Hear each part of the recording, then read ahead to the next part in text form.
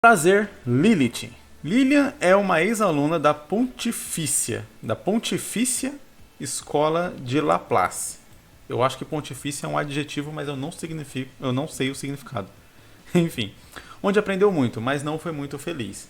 Suas dificuldades de interação social e sua aparência não tão apaixonante, eu nem imagino o que isso quer dizer, fazia a maioria das garotas se afastar.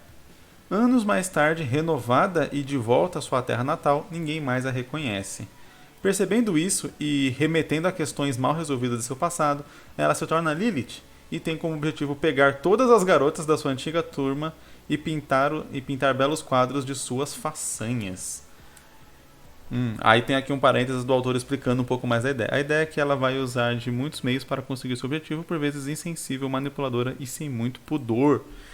Entendi. Até agora entendi também o porquê do nome Lilith. Legal. Então é basicamente uma história, entre aspas, de vingança, digamos assim, onde a gente vai reconhecendo mais, né, a personagem. Então a gente começa talvez com a história.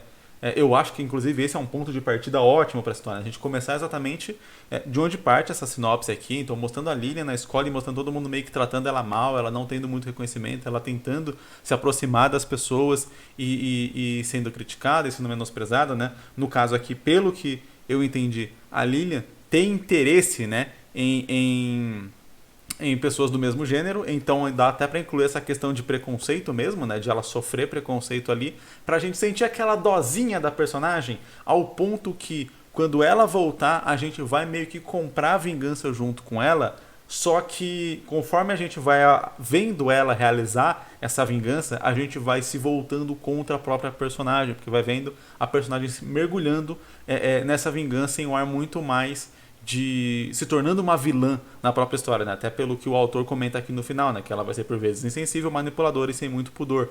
Então eu consigo imaginar exatamente a gente trabalhando esse ponto de vista, a gente comprar primeiro a briga da personagem, apresentando ali um ponto de vista como uma espécie de coitadinha, etc. E aí, conforme ela vai virando vilã, a gente vai deixando de simpatizar por aquela personagem. E ao mesmo tempo, o próprio leitor vai se reconhecendo como aquele comportamento. Tipo, caramba, eu também queria aquela vingança, eu também queria isso, mas agora que eu tô vendo isso acontecer, agora que eu tô vendo essa vingança de fato acontecer, pô, não era isso que eu queria. E aí é aquele negócio que eu sempre falo sobre como as histórias elas conseguem ensinar, né, dar ensinamentos para quem está lendo aquela história. Quer dizer, todo mundo muitas vezes tem uma vontade de vingança, tem uma vontade de justiça, que na verdade é vingança, mas que a gente chama de justiça para, sei lá, para não se considerar como uma pessoa ruim.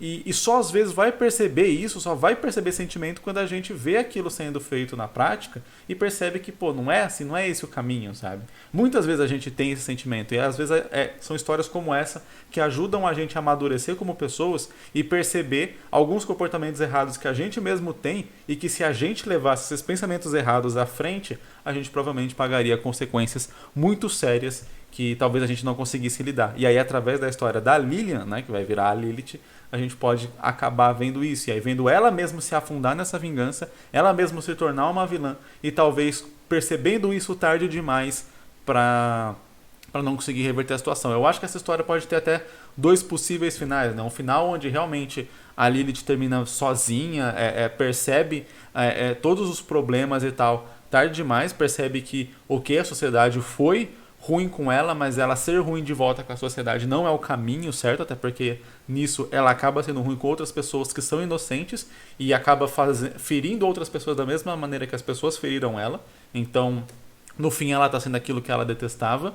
E aí, beleza, talvez quando ela reconheça isso, já está tarde demais. A gente tem um final onde vai deixar o leitor reflexivo com aquele, né, novamente transpondo a ideia da história para a própria vida do leitor, com medo de que aquilo aconteça com ele mesmo, de modo que ele vai pensar o que posso dizer que eu estou fazendo que vai me gerar esse final. Ou um final onde ela reconhece isso e aí ela tem que, né, passar por várias provações para poder corrigir o erro dela e terminar bem. Aí é um final um pouco mais otimista, onde o leitor talvez até possa se perdoar por algumas situações que ele fez, alguns erros que ele cometeu, mas reiterando essa questão de que tem que encarar o erro de frente e seguir em frente. Perceber o erro e aprender com ele e seguir em frente. Então tem duas vertentes da história, uma vertente um pouco mais para baixo, né?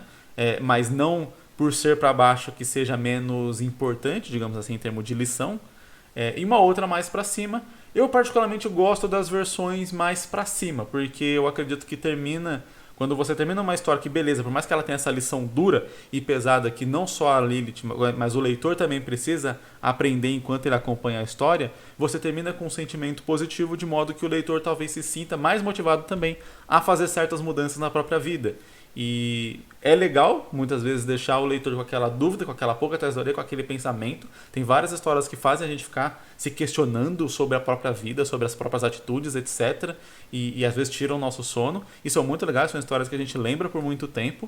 Mas eu acho legal também quando uma história ela te dá esse pensamento, mas ao mesmo tempo ela vem com uma mensagem de esperança para meio que já dar uma conclusão para o seu pensamento. Então, se uma história deixa você reflexivo e a conclusão dessa reflexão pode ser de que, caramba, não tem jeito, sabe? Tipo, é tudo uma merda, a humanidade é uma merda, o que tem que fazer? Sabe? Não gerar um pensamento e uma atitude negativa depois dessa reflexão, muitas vezes a história ela já pode dar essa volta, né? Para a esperança, de modo que, tipo, beleza, você vai ficar pensativo sobre os seus erros, sobre essas coisas, mas lembre-se que existe esperança e que você não deve tirar uma conclusão negativa dessa história, e sim uma conclusão positiva para melhorar a sua vida. Isso, claro, trabalhando exatamente nessa interação do que acontece na história em relação a como os acontecimentos da história impactam a vida de quem está lendo. E toda a história, de um jeito ou de outro, acaba impactando um pouco a vida de quem está lendo. Seja só tirando um momento para dar risada e para descontrair, esquecer um pouco dos problemas da vida real, ou seja, realmente tentando ensinar algumas lições que o leitor pode levar para a vida, e a partir dali a gente espera ter uma vida um pouco melhor.